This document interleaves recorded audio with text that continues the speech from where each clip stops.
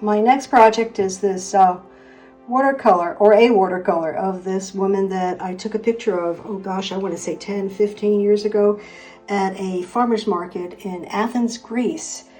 And I really was struck by her demeanor. She's very serious.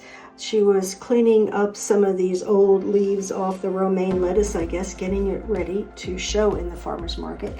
I had done a couple, 2, 3, 4, oh gosh, 4 more of these. Never was really happy with it. So what I did was I cropped it very tightly, and I'll show you here what the original was like, because I was just interested in her face, her hands, what she's doing here, and also kind of attracted to that red of the bucket and some of the red that is in this umbrella leaning up against her stall. So what I'm going to do, let me take this over here, is I did another black and white of this. I cropped the photo and printed a black and white version of it using legal paper on my printer. Nothing special, just black and white. I have this really soft pencil that I'm using to take the back of it and basically outline the shapes. Her face, her arms, her body, just so that I can get an idea of the perspective of her. Now, I can do this freehand, and I did the others freehand, but it'll never look as good as this. And then what I'm going to do after I've used this soft graphite, is I'm going to take it and center it on my Arches watercolor paper and take the pencil and basically outline her body so that the image is transferred onto the watercolor paper. Okay, let's see what happens. I transfer it over the picture. Remember, I put the graphite on the back of this. And sometimes I get a lot of graphite on there, and sometimes I don't. I always think I have enough. The thing in doing some of this is you're going to have to go in and manipulate it eventually. You're going to have to go in and use your artistic skills. Look at your subject matter once again carefully. And you're going to have to go in and look at these shapes. And you're going to have to go in and join them. This is only to give you an overview, to keep the perspective in line, to keep the main subject matter in line. As you can see, this isn't much of a sketch, but you know, maybe it's enough. I'm going to do this in watercolor, but you could also use this transfer process when you're doing oil or acrylic to put it on a canvas. It's kind of an old-fashioned way of doing it. Some people use a grid. I am not fond of grids. I can do them, but for something like this, this is a bit more organic.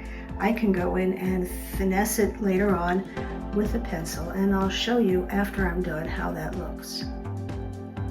Proceeding with this project, remember this is the back of the image, the photograph that I put graphite pencil on.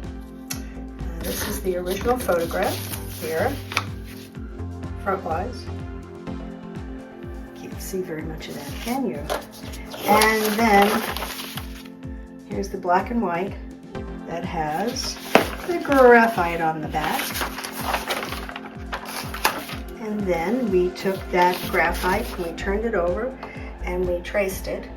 And then I went ahead with a pencil and I just finessed it. I completed some spots that I didn't like. I'm trying to keep this loose. Her face is perplexing me. I have issues painting faces because I'm not very good at it. I'm adequate. So I'm going to not fill in a lot of detail and just work with paint. Also, the anatomy of her hands and her elbows, the foreshortening. I'm going to be just concentrating on big shapes and doing the watercolor washes for that and going with that. I had to kind of extend these bins that you find at the farmer's market. But for the most part, I have all the shapes in that I want, so I'm going to be ready to paint this as my next step. Before I get started on the painting, I wanted to show you the original photograph Yes, it's a photograph. Remember those that I took of that lady, and all of this stuff around her is intriguing, but is it really going to add to the painting? I don't think so, which is why I went ahead and edited down what I have. But let me show you the 3 studies I've done over probably a 15-year period. And I'm going to show you my colossal fails. Not many people do. A lot of people go, oh, I'm a great artist. I can't show anything I possibly did that is not that good. I'm not a great artist. I'm continually learning. And here's the very first one I did, which wasn't awful. Again, I didn't know very much about doing faces, but this is all sketched freehand. I got the basic information down, and I've learned a lot in the last 15, 20 years, but I didn't learn a whole lot when I was doing these studies, because then I did another one. Face totally looks different, better shading on the hands. I have always liked the way her gown or her dress turned out. I always liked the way this bucket turned out. But again, not perfect. I was obsessed with this umbrella, which is good because I need to refer to this when I get the next one painted. But these boxes, too many boxes, too much stuff all around there. Cluttered, very cluttered. Good points, bad points. But wait, that wasn't enough. I had to continue to, geez, that's a good umbrella, wouldn't you say? But there's just too much other stuff around. The lettuce, I think I did a great job on. The face is awful, awful, awful. Her dress, not badly done. I did like the bucket, the red touch of the bucket, but there's just too much stuff. So all of these studies, while they're not very good, except for this umbrella, that came out great, are a good lesson in color and what I should be doing on the next one for this particular painting. So I edited down, and I'm hoping that these color studies will help me do a final product on this one that's a lot better.